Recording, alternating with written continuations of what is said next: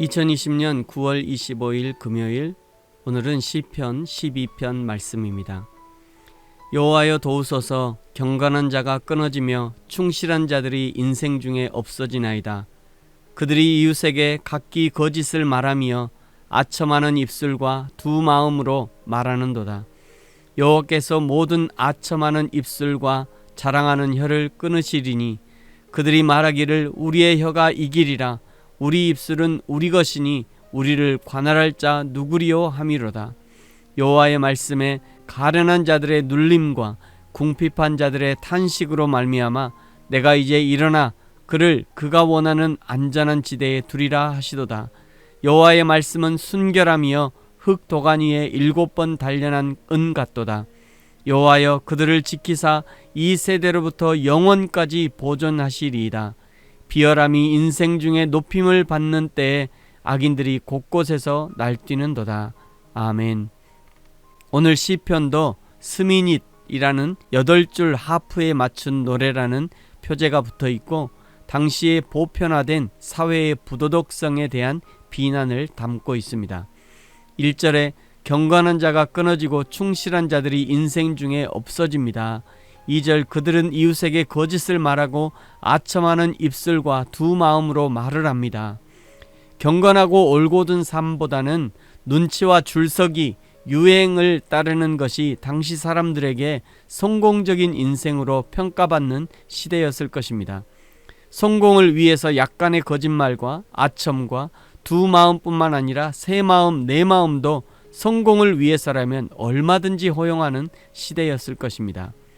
성공을 위한 길이 있다면 그것을 진리로 여기고 돈을 벌 수 있는 길이 있다면 그것을 진리로 여기며 내 물건을 팔 수 있다면 다른 사람의 어려움은 상관없고 우리 교회에 부응한다면 다른 교회 어찌되든 상관하지 않는 그야말로 이기주의의 끝판왕이 12장의 시대상이었다는 것입니다. 하나님의 진리에 바로 서 있는 사람은 이런 시대를 볼 때 통증을 느끼는 것입니다. 너나 잘하세요 라는 말로 시대의 아픔을 모른 척할 수 없었던 것이죠.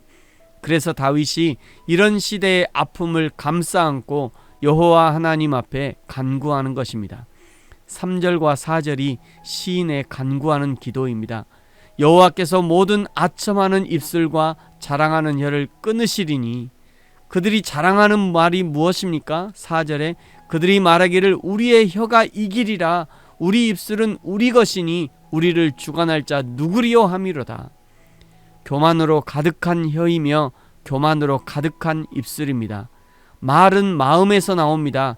그러니 그 마음이 교만으로 가득하다는 증거입니다. 하나님 너 까불면 나한테 죽어. 이런 말이 그냥 나오는 것이 아닙니다.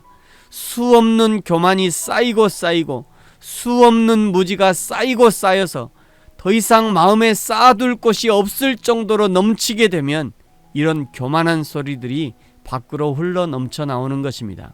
그에게도 회개할 기회를 많이 주셨을 것입니다. 기도할 때, 말씀을 읽을 때, 묵상할 때, 설교를 준비할 때 얼마나 많은 기회가 주어졌겠습니까? 그러나 그 모든 기회를 무시하고 자기 생각, 자기 말이 맞다고 우겨대고 성령님의 생각, 하나님의 생각이 틀렸다고 무시하면서 그야말로 성령을 소멸케 하는 죄 가운데 빠진 것입니다. 여러분 입술을 주의하셔야 합니다. 입술에 파수꾼을 세우십시오.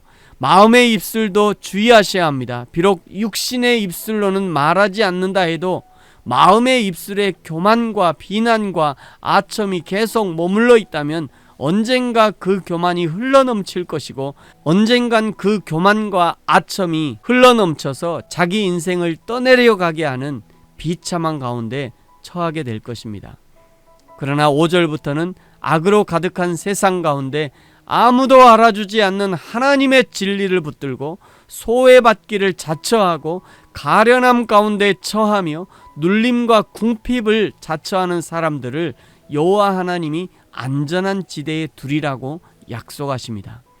약속하신 하나님의 말씀은 순결하고 흙 도간 위에 7번 단련한 은과 같다고 하십니다. 7번 단련한 은은 불순물이 완전히 빠진 순결한 상태를 나타내는 것입니다. 거짓이 없으신 하나님, 그 약속을 반드시 지키시는 하나님을 상징적으로 나타내는 것입니다. 여호와의 이 약속이 언제까지 유효한가? 7절에 이 세대로부터 영원까지 보존하시리라. 이 유효한 약속 때문에 2020년 9월 25일 오늘도 여전히 하나님의 약속을 붙들고 믿음으로 살아내는 저와 여러분이 여전히 존재하는 것입니다. 그러나 다른 한편에서는 8절에 비열함이 인생 중에 높임을 받고 악인들이 곳곳에서 날뛰는 일들이 여전히 벌어지고 있는 것입니다. 고난 중에도 여전히 하나님의 은혜를 붙들고 하나님의 은혜를 사모하며 어려운 중에도 더욱 힘써 이웃 사랑을 실천하는 사람들이 있는가 하면 고난 중에 이때다 하면서 신앙을 버리고 오히려 적극적으로 악의 편에 서는 사람들도 얼마든지 있다는 것입니다. 그리고 그것을 세상을 살아가는 지혜라고 포장하면서 부추긴다는 것이에요. 사랑하는 성도 여러분, 다윗이 살았던 3000년 전의 세상이나 3000년 후의 오늘이나 인간들이 살아가는 세상은 그 양상이 비슷합니다. 그래서 성경이 계속 우리에게 묻고 있는 거죠. 믿음으로 살 것인가? 세상과 타협하며 살 것인가? 저와 여러분이 날마다 믿음으로 살기를 선택하기를 예수님의 이름으로 축복합니다. 아멘.